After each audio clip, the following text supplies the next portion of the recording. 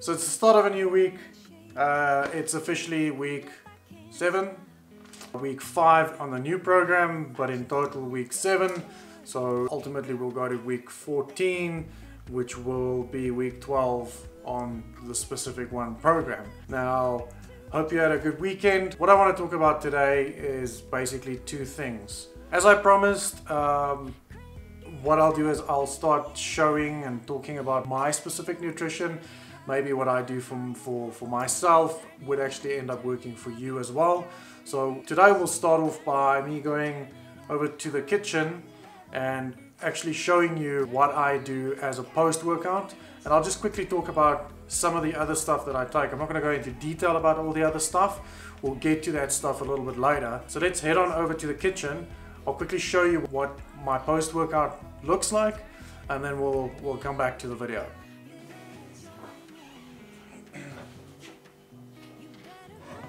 Okay, so as I promised, what I'll start doing is I'll start showing you exactly the stuff that I'm taking in terms of food as well as supplements. Because what I found also, a lot of the people online, they don't really show you as part of their transformations exactly what supplements they take. And I think it's very important whether you choose to use supplements or not.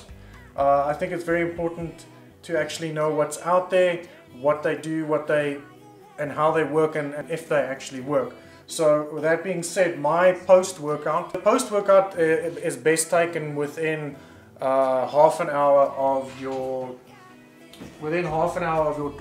finishing your training. So it's a bit of a rush. Let me just see so I can see what you guys are seeing. Alright, so this is my post-workout. So you can see I've got the Malto Dextrin. So Malto Dextrin is a fast carb, so it gets taken up by your body fast and digested very fast. And then I have glutamine or glutamine, depending on where you are in the world. So I add 1 scoop of glutamine, which is in this case 6 grams. I actually bought a new one as well. I'll show you.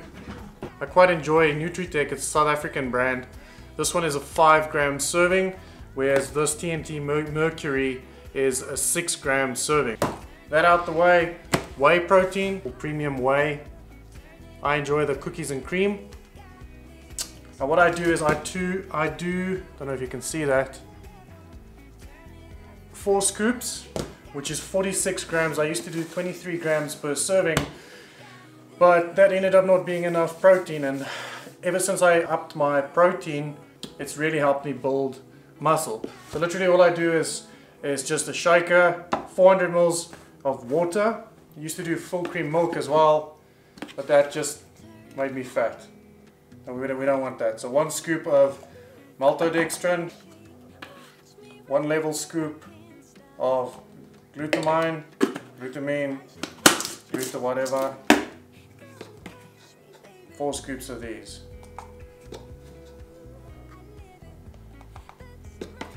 Now this I'll continue doing even after the whole transformation thing.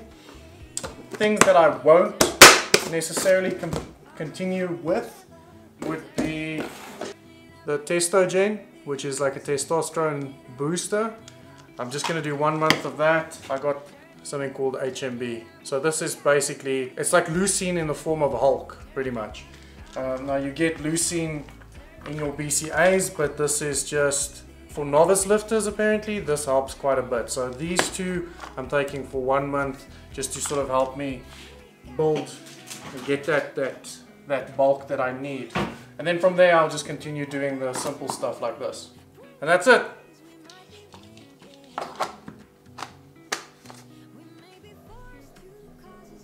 So as you can see, that was very, very simple, very straightforward. There's nothing to it. It's something that you can actually carry on doing, make it part of your life. It's a sustainable thing. You don't have to take copious amounts of tablets and anything like that.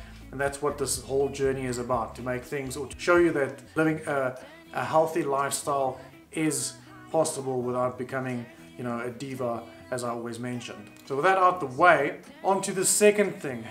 And I've been wanting to talk about this for a while now, because coming from that past myself, it kind of gives me a bit of authority as to the topic at hand. And that pretty much is people complaining about stuff and not actually doing anything about it. Time and time again, I see it all over the place. I see it in family, I see it in friends, I see it in, or used to see it in workplace. People like complaining. They absolutely just love complaining.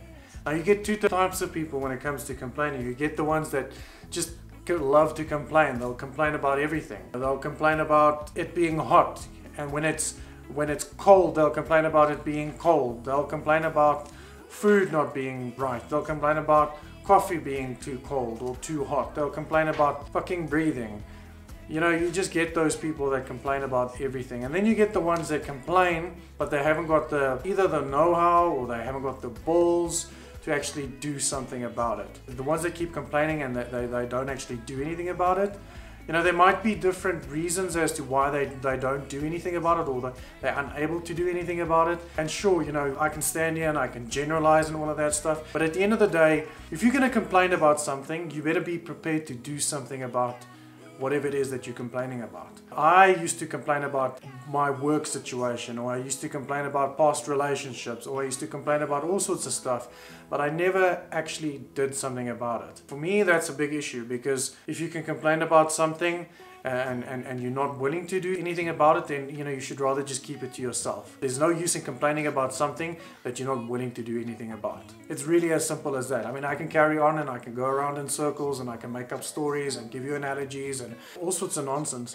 but the point of this is to basically just say that if you are willing to complain about something, you should be willing to do something about whatever that is. If you're unhappy at work, stop complaining about it. If you don't want to do anything about it, or if you're going to complain about it, actually do something about it. Start your own business, find another job, move to another department. Maybe look inside of yourself that maybe you are the issue at hand.